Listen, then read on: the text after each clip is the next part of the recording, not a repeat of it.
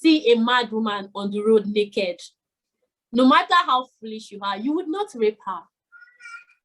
Okay, so the victim is never to be blamed. No.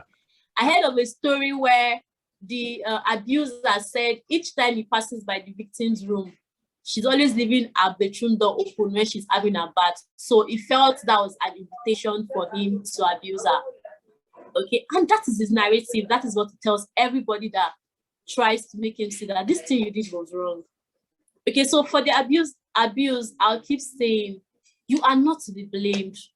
No matter, I don't even want to know the situation, you're never to be blamed. And I feel like if every abused understand this, it will help them to be able to speak up. If I know I am not to be blamed, I would speak up. Even when people are blaming me, I know that, okay, they don't know better. Okay, so the first thing is know that you are not to be blamed, no matter the situation. Okay, and speak to someone who knows you are not to be blamed.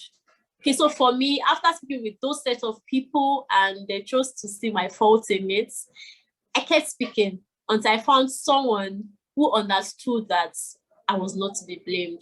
Okay, and I was able to now narrate and start getting my healing and finding closure. So you might have to keep speaking to people. You don't always know what somebody will say to you when you talk to them. You would not always know. Okay, sometimes you might know them, might know that, okay, this person is a coach. Even if this person believes otherwise, you would say what I need to hear. Okay, but sometimes you have to tell the first person, tell the second person, because you know you are not to be blamed until you find closure or find someone who understands that you're not to be blamed. Okay, and then there's Shivani spoke about it, so knowing your self-worth, okay, knowing your value, knowing that whatever happened to you does not define your totality. Okay, the fact that this has happened to me does not mean this is who I am. Okay, learning to find your worth despite whatever has happened to you, learning to, I don't want to say forgive yourself, but forgiving yourself is important if you think you are to be blamed. Yeah.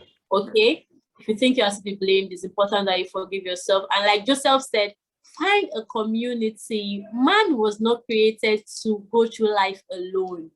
No matter how strong you are, no matter how educated, how much self-worth you have, you would always need people around you to remind you once or twice. Okay, it happens to the best of us all. Okay, so have a community that you can get support from, maybe your friends. Okay, and most importantly, make sure that this community shares the same value with you. Yeah. Okay, if you have a community that believes that sexual abuse is nothing, you just left with you, it's not, you know, that people that say, oh, it's your boyfriend, they should be able to sleep with you whenever I want to sleep with you, you know, run, leave that community. So find a community that believes the same, that has the same value with you. Okay, I think these are basics. We can build up on that depending on the situation at hand. That's excellent advice. So, I mean, essentially what we're talking about here is that anyone watching this video or this series of videos, because we'll be posting this over various days, they'll be cut down into shorter clips, but anyone watching this video who has been had the effect of an abuser on you, our guests here are saying, and you know that we're speaking from personal account, is take control of the people that you associate with, the community you associate with. Forgive yourself from any feelings of guilt. You are never, ever to blame for the behavior of somebody else. It's the internal second guessing that keeps so many women from speaking out.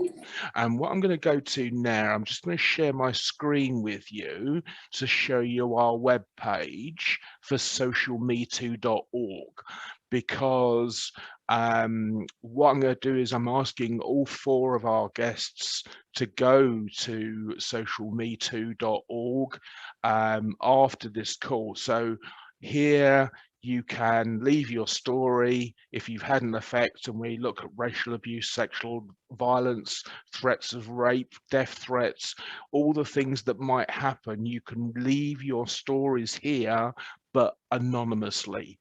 So you've got a thing here for your name, but that doesn't have to be your actual name.